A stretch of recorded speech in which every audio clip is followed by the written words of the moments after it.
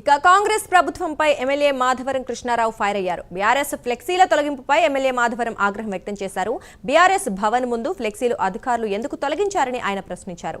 BRS party నాయకులు ఫ్లెక్సీలు చూస్తే కాంగ్రెస్ కి వణుకు పుడుతోందన్నారు. తెలంగాణ రాష్ట్రంలో రాబోయేది బీఆర్ఎస్ ప్రభుత్వమేనని, అధికారులు చేసే పనులు గుర్తు పెట్టుకుంటామని చెప్పారు.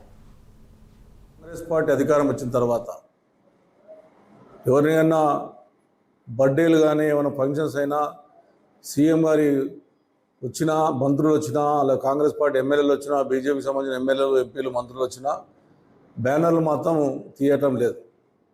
ఒక టీఆర్ఎస్ పార్టీ తెలంగాణ రాష్ట్రం తెచ్చినటువంటి గొప్ప నాయకుడు కేసీఆర్ గారు బర్త్డే నాడు బ్యానర్ కడితే 10 నిమిషాలు తీసి పడేశారు.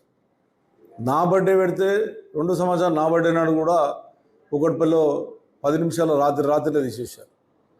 మరి ఇలా హరీష్ రావు గారి బర్త్డే ఎలా తెలంగాణ గురించి ఎంతో పోరాడినటువంటి వ్యక్తి, గొప్ప వ్యక్తి, అటువంటి వ్యక్తిది బర్త్డే అభిమానులు బ్యానర్లు కట్టుకుంటే ఇలా మొత్తం భవన్ కాండే కానీ హైదరాబాద్ నగర్లో ఉన్నటువంటి అభిమానులు కట్టినటువంటి బ్యానర్లను మరి ఈ రకంగా తీయడం అనే హైడ్రా కమిషనర్ ఆలోచన చేసుకోవాలి.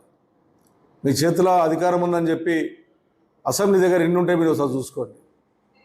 కాంగ్రెస్ పార్టీ కార్యాలయం దగ్గర ఎన్ని ఉంటాయో ఒకసారి చూసుకోండి. బీజేపీ కార్యాలయం దగ్గర ఎన్ని ఉంటాయో చూసుకోండి. మీరు చోటబాయ్ బడాబాయ్ ఏమో ఉంటాయి, మా ఏమో తీయడం అనేది ప్రజాస్వామ్యంలో మంచిది కాదు. హైడ్రా కమిషనర్ గారు, మీరు ఒకసారి ఆలోచన చేయండి.